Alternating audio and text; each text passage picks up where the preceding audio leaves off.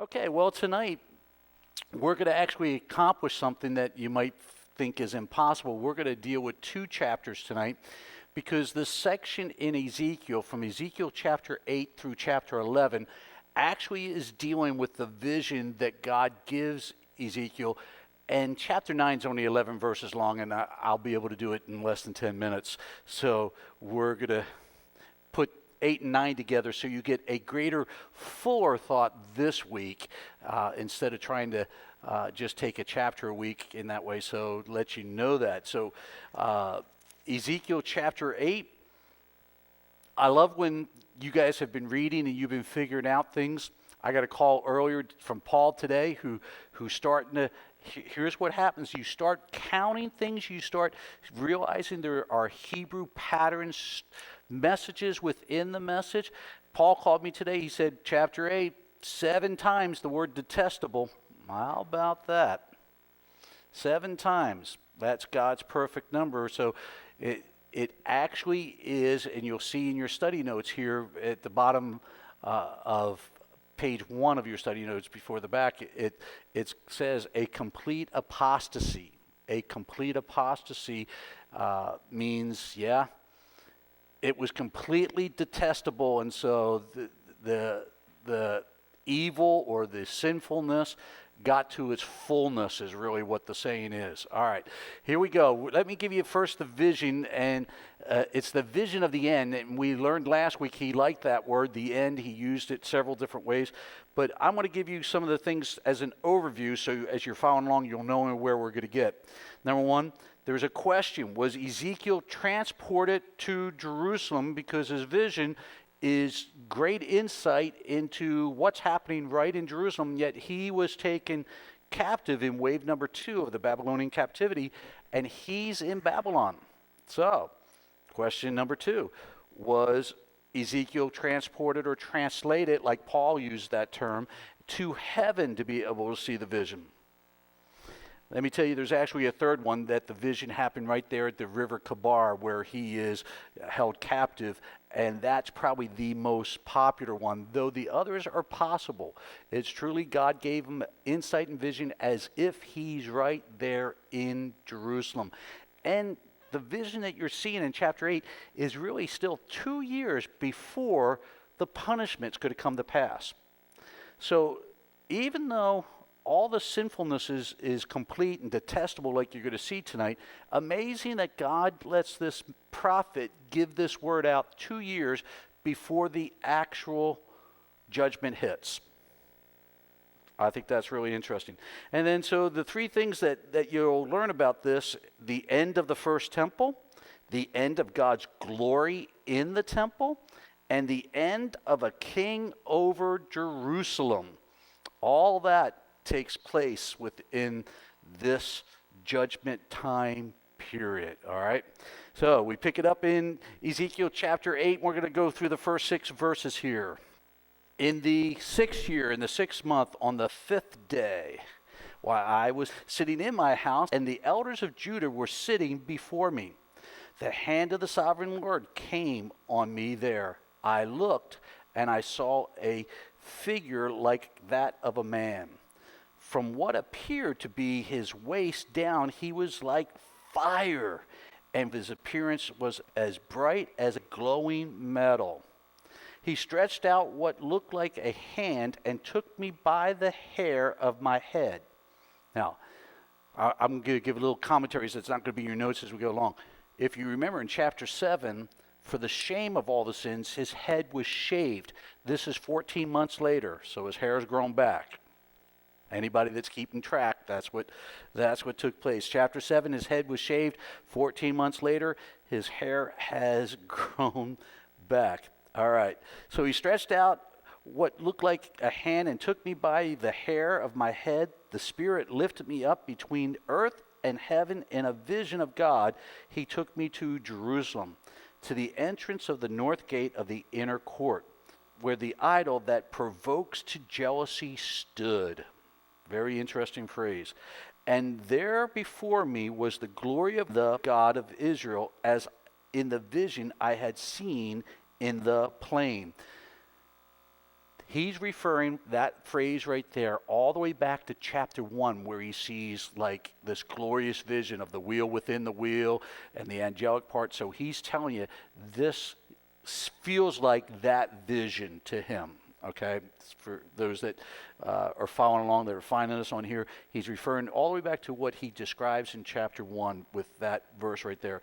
Then he said to me, Son of man, look toward the north. So I looked, and in the entrance north of the gate of the altar, I saw this idol of jealousy. And he said to me, Son of man, do you see what they are doing? The utterly detestable things the Israelites are doing here, things that will drive me far from my sanctuary. But you will see things that are even more detestable. All right. Here, within this, since you've been following along what's been happening, Israel is really far away from God. They've had ungodly kings. They've had false prophets. They've had people that really have been allowing a people to become sinful, pagan people instead of people of God. All right? Here, what you're going to be seeing in this is God's view of sin. What most don't catch right off here, he uses this word idol a couple times already. What's taken place? They've broken the commandments. The first commandment especially, other gods before me, and the commandment, don't make any graven image. All right? So other gods came before Jehovah. Now, this is not the first time that Israel's done this stupidity. In their history, they've had a great history of idol worship. But this is the totality of the sins that have been accumulating. Remember, they're going to be in this captivity for 70 years because of 490 years of sinning against God's way of doing life. So he's getting back, it's the Shemitah that they weren't honoring, where they were dealing with their own people and others in a wrong way instead of having a 7th year where things went back economically. And so for every year that they didn't honor the Shemitah, which was 490 years of a time period, that was 70 Shemitahs, he's making them actually stay in captivity for the 70 years, which turns into exactly 70 years to the day. So when God's asking for a payback, he wants it back to the day. All right? All right, so the second thing is their hidden sin is not fooling God. This is what he's revealing 2 years before their judgment comes through Ezekiel. He's saying, I'm going to show you all the places. Do you see what they're doing here? Do you see what they're doing here? Do you know what these women are doing over here? He points out all the things that they think are hidden sins because they're actually going through the routine of temple worship like they always do. They're going through all the things throughout the year as if they're in a right relationship with God, but in the hidden places in the temple, all the sin is there. All right. So you're going to hear detestable attitudes, detestable actions, detestable leadership. And as Paul got it, yes, there's going to be 7 detestable things that brings the finality of judgment to Israel for this time period. What's interesting, if you look at the parallel of a nation that says they're under God, okay, the United States, and a nation, Israel, at this time, in Ezekiel's time, at now about 588 BC, they were a nation under God. They believed that God would deal with their enemies, and yet God was using their enemies to bring judgment. How blind can you get when you go, God's going to take care of these enemies, and he allows 3 waves from the Babylonian empire. The first wave takes Daniel and Shadrach, Meshach into captivity. The second wave takes Ezekiel. And the third wave will destroy Jerusalem, its wall, the temple, everything. And we're 2 years away from that third wave taking place. So the key of all this is that word detestable. I think when God finds a descriptive word that says, this is how I feel about it, he says it enough that people go, I think he's been filled up with that. You're going to hear phrases, no more pity, no more grace, no more. It's like we're done. That's a bad place to be with God when he says he's done with you. All right. So number 4, it must be dealt with radical surgery. Radical surgery says you got to get what's in there out. And God is going to do a radical surgery. Now, in radical surgery, it's still to protect the human's life. In God's judgment, it's never just to smish somebody because they've been evil. He's God. He could do that any time.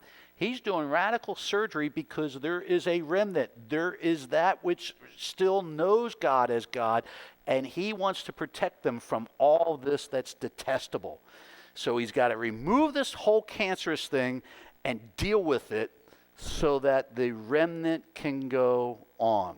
That's important. If you don't catch this insight, you'll see God as like in a false and a cruel way, instead of ultimately he's saving what can be saved and getting rid of the cancer that needs to get rid of. All right, let's pick it up verses 7 through 14.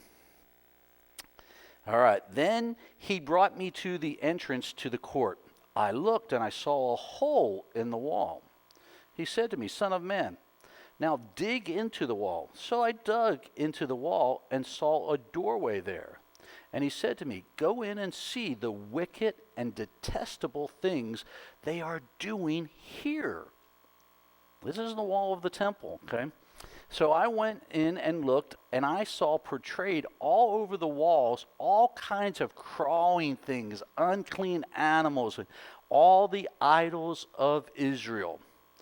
In front of them stood 70 elders of Israel, and Jehozahan, son of Shaphan. This is a very important person. Underline the name son of Shaphan, was standing among them. Each has a censer in his hand, and a fragrant cloud of incense was rising. He said to me, Son of man, have you seen what the elders of Israel are doing in the darkness, each at the shrine of his own idol? They say, The Lord does not see us. The Lord has forsaken the land. And again, he said, You will see them doing things that are even more detestable. Then he brought me to an entrance of the north gate of the house of the Lord, and I saw women sitting there mourning the god of Tammuz. The interesting thing is, these are so detestable. They're so bad. They're so evil. They're so apostate, fallen away from the true God of Israel. And yet, what he's telling you in this, the things he's going to describe and the things that we'll be able to learn, doesn't even paint the deeper, darker things that he won't even go into mentioning. He doesn't go into describe, but he gives us hints by especially naming certain people. This is a picture of a complete apostasy. An apostasy is I've fallen away, but I didn't just fall to nothingness. It's not like I'm out here just enjoying life and I'm forgetting to honor God. That's not apostasy. Apostasy is I've left this love relationship with my God to have a love relationship with false gods.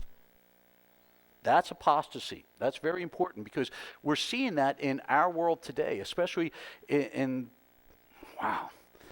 all the Christian world religions from, if you read the news yesterday and this morning, even the Catholic Church is 1 billion people. And he had the imam come in, and they actually read from the Quran prayers while the representative of Israel was there, because the Pope said reading the prayers of Quran in the holy place would bring peace between the Palestinians and Israel. Okay, wait a minute. Reading prayers of a holy book that the Muslims believe that's not the God of Abraham, Isaac, and Jacob will bring peace between Abraham and Isaac, Jacob's descendants, and these descendants of Ishmael. Wow, the Pope really just didn't get his head around that one. I mean, really screwy stuff. And this is what's happening in Ezekiel's day, where they're not just not giving God the attention and the honor and the respect and the reverence and the worship. They have fallen in love with false gods, as what we're seeing in. I don't know how Catholics handle that one here today. If I was a Catholic, I'd be writing somebody, my bishop, my cardinal. I'd be writing someone saying, what the stink is going on? How does the Quran measure up with God's Bible? You know? Whew. Okay. Anyway, sidetrack there. So the son of Shaphan, this is very important. His father would read the scriptures to one of the faithful kings in this whole 490 years. There weren't that many good kings, whether in the northern part of Israel before the Assyrians destroyed them, or in Judah. But one of the more faithful kings was the king of Judah, was called Josiah. Josiah learned his stuff from the scripture reading of the son, the father of the son that we're hearing in this passage. This hard name to say, this Jehoshaphat, or however I can't even find it in this page right here, but he's the son of Shaphan. Shaphan was a godly man that drew the king to love the scriptures. So it's telling you how within the household of even the righteous, that which God honored the king Josiah during his reign, and they were prosperous during that time. And this man, Shaphan, was the key in all that. His son now is part of this detestable idol practice. Okay? So that's what he wants to bring out. Then in verse 14, he says the women, verse 14. I knew that's what I wanted to get back to and correct. It says the woman up there. It's the women. It's not a single woman. They're worshiping a single woman goddess, but it's the women are corruptible. And interestingly, it's kind of like, all right, when the women are totally gone, you're done. A sign of finality for a nation's in trouble. Now, the men sometimes can get led away in so many different ways, but usually the godly women would hold the fortress, and they would keep the prayers going. They would train up the children in the way they should go. They were the hand that rocked the cradle, all that kind of stuff. But this is telling you that what God is seeing, and he's saying, look at these women here and watch what's happening. Now, he goes on to name this other terrible, tough name to say, Tammuz. He's the son of Nimrod. If you know who Nimrod is the grandson of one of Noah's son. Noah's son, Cush. Cush is the grandfather to Nimrod. Nimrod is the father to this Tammuz. They had all kinds of ancient mythology around Nimrod and his son, that actually his son was Nimrod reincarnated, and a lot of weird stuff, but that he fell in love with this goddess, this false goddess of sensual, ceremonial, and this is where in this the women were involved in immoral ceremonial practices, sexual practices, as a part of worship of this false goddess who is mourning and weeping the death of Tammuz, the son of Nimrod. That's kind of the whole background. Now, if you didn't know, to them, this is not that ancient history that much to them. They've gone after a lot of weird stuff here, and these crazy immoral ceremonies are happening in places and nooks and crannies around the temple. This is not just in their homes. They've invited this, and they actually are storing the 70 elders there represents the whole leadership of Israel. They're all in on it. It gets worse. Verses 15 through 18. Here we go. All right. He said to me, "Do you see this, son of man? You will see things that are even more detestable than this." He then brought me to the inner court of the house of the Lord, and there at the entrance of the temple, between the portico and the altar, were about 25 men. That's really interesting that the NIV uses about 25 because it's actually pretty accurate, 25 men. With their backs towards the temple and the Lord, and their faces towards the east, they were bowing down to the sun in the east. He said to me, "Have you seen this, Son of Man? Is it a trivial matter for the people of Judah to do detestable things they are doing here? Must they also fill the land with violence and continual arousal of my anger? Look at them putting the branch to their nose. Therefore, I will deal with them in anger. I will not look on them with pity or spare them. Although they shout in my ears, I will not listen to them." Okay, the branch in the nose is a kind of like a colloquialism for that day and time, almost like where they'd say you're thumbing your nose at them. That's actually where that, isn't that interesting? That's the branch to the nose in this. The 25 men are going to be, this is the fallen priesthood here. And do you remember Ezekiel, when he gets captive by the Babylonians and drug off as a young married man and is just soon to turn 30, he's going to turn 30 after a few years in captivity. At his 30th birthday, he desires, and he'd been training to be a priest. And now God showed him the vision. The 25 men is the high priest and the 24 other priests that serve the temple. They're all in on this. Can you sense what Ezekiel, his dream wasn't to be a prophet. God said, "I'm calling you to be a prophet. You're going to tell these people, I see their stuff." And he points out, this is what I've saved you from.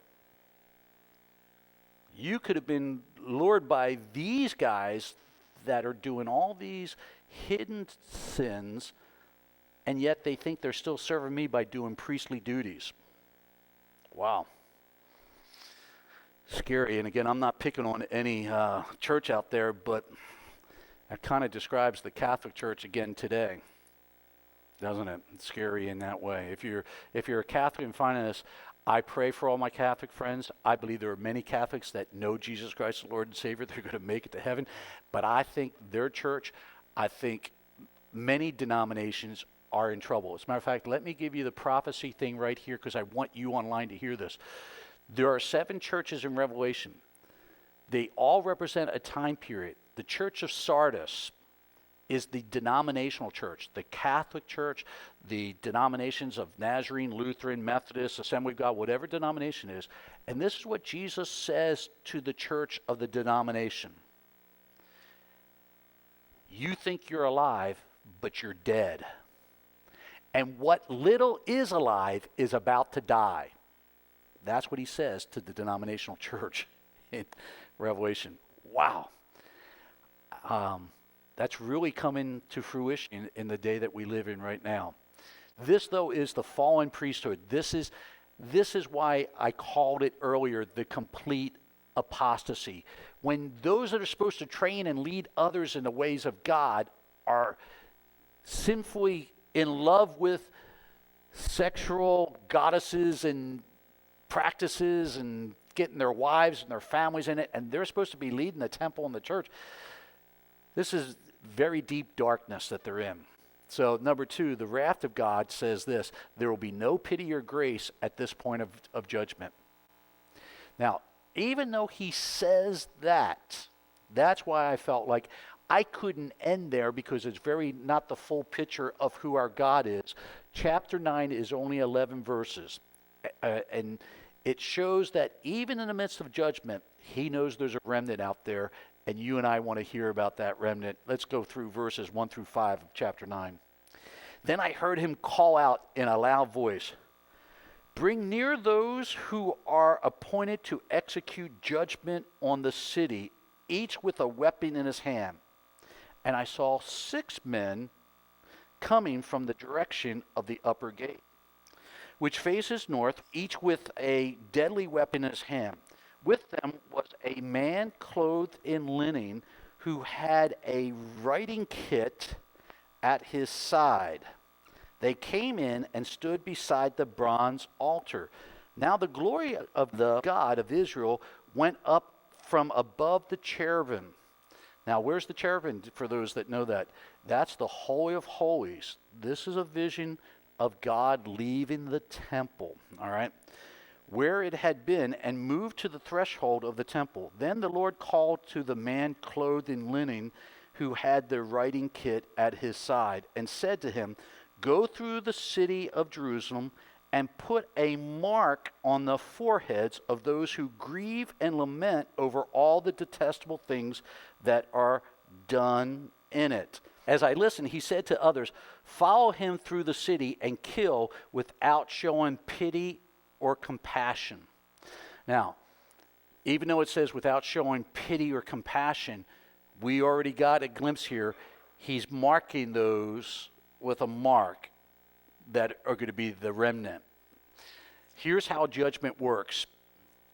This is not just Old Testament judgment. This is how God works within judgment. First, the glory of God leaves the presence.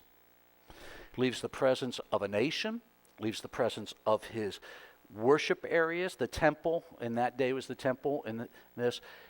What you learned, if you went through Revelation with me at all, if you're a part of that, or if you go back to, this is called the abandonment wrath. He's leaving you to yourself. So he's no longer there. Remember what he said earlier? They will be screaming and crying out to me, and I won't listen. I've abandoned them. I've left the temple.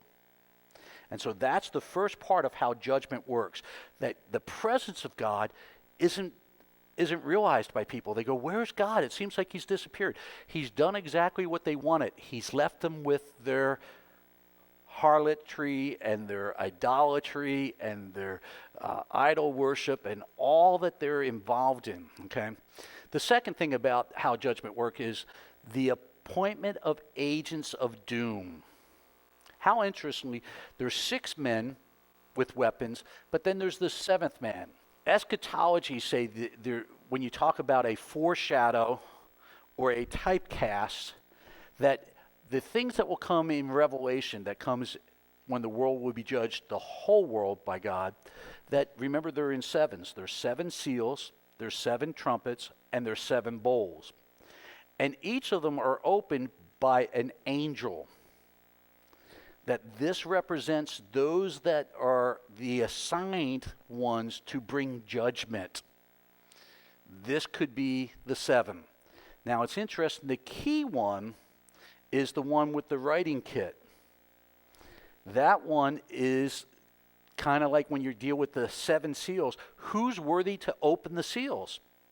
Only the Lamb of God, Jesus, was. Who's the one that can only put a mark on people that protects them and reserves them? Only God can. So this is really a typecast or a foreshadow of Jesus in the future, 586 years before he's born. And yet it gives us a picture of what's out there in the future for us, that there will be this group of 7, and then another group of 7, and then a third group of 7, which that's why the Great Tribulation, it says the world has never seen what they're going to see. Regionally, the world has seen much of what's going to happen. Israel has seen it. Remember how he described it in chapter 6 and 7? That when the famine comes and the sword comes, that the way he actually describes it in this is that the parents will eat their children because of famine, and the strong children will eat their parents. That's not a good time. That's a severe, severe famine. And that describes a lot of the sieges that we would see in the empire of the Assyrians. That's what would take place. They would starve people out till they started eating one another, and it'd be terrible. That's what's being described as part of the judgment that's coming. So the appointment of agents of doom is how God works. Now it's interesting again, they're being told about these agents of doom 2 years before they're going to show up. All right. And point number 3, this is the tough one that most of us don't like. I don't like this one. Judgment starts in the house of God. He doesn't start by judging the world out there. He judges his house first. He cleanses the house. He gets the remnant prepared to be protected and to be put away to be safe during a time period. So there's judgment coming to the Christian community. Wow. When I just think about, I can understand people that don't know things of God and they think, we're in control of life, and so therefore you can murder your children if you want. And it looks like we're moving very quickly.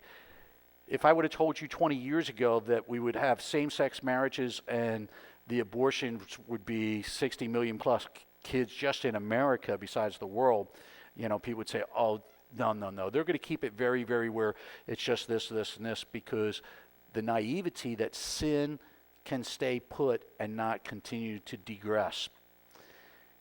I think they've cracked the door that especially if the rapture happens and we're removed, euthanasia of young and old is going to happen. And those that are alive today could actually witness some of that taking place. Scary stuff. So the judgment starts with the house of God. Why did we not stand stronger? Why did we not give voice to what is right and what is wrong? All right. The last part of Isaiah chapter 9, 6 through 11. Have I gone too fast for you tonight? Okay, good. All right, verse 6. Slaughter the old men, the young men and women, the mothers and the children. Do not touch anyone who has the mark. Begin at my sanctuary. Oh, that's the 25 guys. Right there. That's where he's going to begin. Begin at my sanctuary. So they began with the old men who were in front of the temple. Then he said to them, defile the temple and fill the courts with the slain. Remember, dead priests aren't allowed to even touch the dead or be near them, or they got to be somewhere outside the city. And he's saying, it's already been defiled. Let's let it see it visibly. What you've been hiding, and you have your nooks and crannies in parts of the temple, and you got your false gods there, and you've been doing these lewd acts in the temple courtyards and all these other different things. Now we're going to bring it to real, that everybody sees real you're at. The dead's coming in. So that's the defilement, where the remnant that are still following God are saying, oh my gosh, we're in bad shape. We're in really bad shape. There's been a actual defilement, physical defilement. It's been spiritual and physical for some time anyway. But now God's bringing it that the world sees what it really is. Does that make sense? Okay. All right. So they went out and they began killing throughout the city. Verse 8. While they were killing and I was left alone, I fell face down, crying out, alas, sovereign Lord, are you going to destroy the entire remnant of Israel in this outpouring of your wrath on Jerusalem? He answered me, the sin of the people of Israel and Judah is exceedingly great. The land is full of bloodshed and the city is full of injustice. They say the Lord has forsaken the land, the Lord does not see. So I will not look on them with pity or spare them, but I will bring down on their own heads what they have done. Then the man in linen with the writing kit at his side brought back word saying, I have done as you command. Now, I felt like that was a good place to end, because what his question was, is everybody, even the remnant, going to be slain? He's saying the one who marked them did as commanded, and chapter 10 and 11 gives us the final picture of this short time period. But I wanted to end with just these few things of how historical this mark is. The mark will be seen again. You got to go all the way back, those sealed with the mark of God. Okay? Now, I put it in that way to see it. Can you remember the first person that God marked? Who? Cain, good job. If I had a gift card to Starbucks or someplace, McDonald's, I would have given it to you, Jack. That's exactly right. The first one that's marked is one that was afraid for his life because he became a murderer and the way of Cain. And God marks him that says, okay, you can't. God poured out grace when Cain didn't deserve it, but Cain still went his separate way, didn't he? But he marked him. We see this again when we come to in Egypt. The mark was the blood on the doorpost, that as the death angel was going to pass over, the mark would save those within the household that had the mark on the door. Now, in Revelation chapter 7, verses 3 and 4, and it comes again in Revelation chapter 9, but I thought if you read it there, you'll see it in the other. At a certain point in the tribulation, God puts a mark or a seal on the believers that are going through the tribulation for their protection. I mean, you talk about a parallel to what Ezekiel's talking about. During the great tribulation, when God's wrath Daniel says, no other time in history will be like these days. That's why they call them the great tribulation. And in the Hebrew, it's the terrible days. You couldn't describe any of it. There's still going to be God that's, those that came to the Lord, those that are serving him, they will get a mark and it'll be a sign of protection over them. Now, the interesting thing is, the sign of protection means that what God is doing will not touch them, but what the evil is doing can still take your life. Does that make sense? Just like in a fallen world, you're a Christian, you can still get cancer, someone can drive by and shoot you, someone can do something in a fallen world, but what God is bringing on the earth, they are protected from his hand. But they're not protected from the evil hand, that they may die and they go to heaven and they died protected by God from his hand, but not from the evil. It's a terrible time in that. That's why I tell everybody, tell your friends, tell your family, get ready, get right with God, because I don't know how soon it's coming, but boy, our world is looking like it's ready for it like yesterday.